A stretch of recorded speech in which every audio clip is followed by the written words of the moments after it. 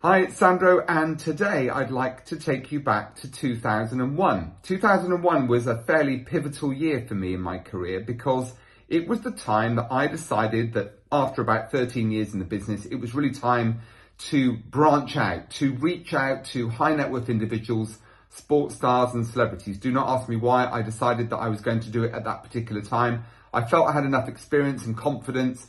But then, of course, the little voice on my shoulder gave me 100 reasons why I shouldn't reach out to these individuals because they must surely know more than me. They must have lots of experience, or, of course, they might have somebody already advising them.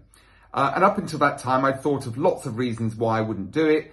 I also feared the rejection, of course. And so I decided that rather than listen to members of the Discouragement Club who gave me lots of reasons why I shouldn't do it, I decided I would take the easy out, really. Rather than make a telephone call to a well-known celebrity, he was actually the UK's highest paid television and radio personality at the time. Rather than telephone him, and of course in the modern era, very easy to find someone's contact information, I thought, well, if I call him and he, rejects me, I'm going to feel really bad and I'm not going to want to call other prospective clients. So I thought, well, I'll take the easy option by writing to him. He lived geographically about 50 miles away from me.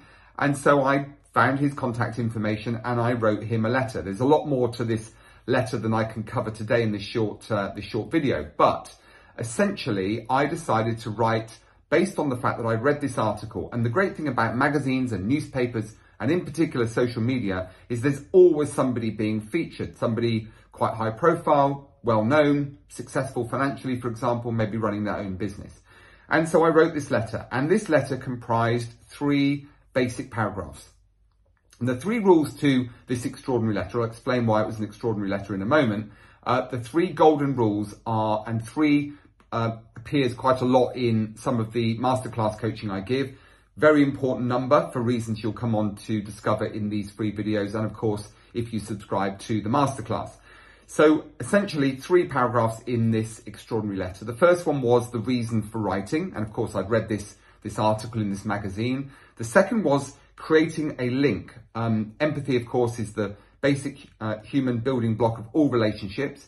And so there had to be some kind of link, however tenuous, between him and I. And then finally, interestingly, was an invitation for him to contact me, not the other way around. And I've seen all too often in the past, advisors, people in sales, end with the classic words, I will call you in a few days to see if you're interested. Now, let me just explain something very briefly about being interested. No one wakes up in the morning and is interested in buying insurance, taking out an investment, a pension, buying a new car. People aren't interested. So when we write to people saying, I'll call you in a few days to see if you're interested, the chances are they won't be. There is a reverse psychology when we invite somebody to contact us.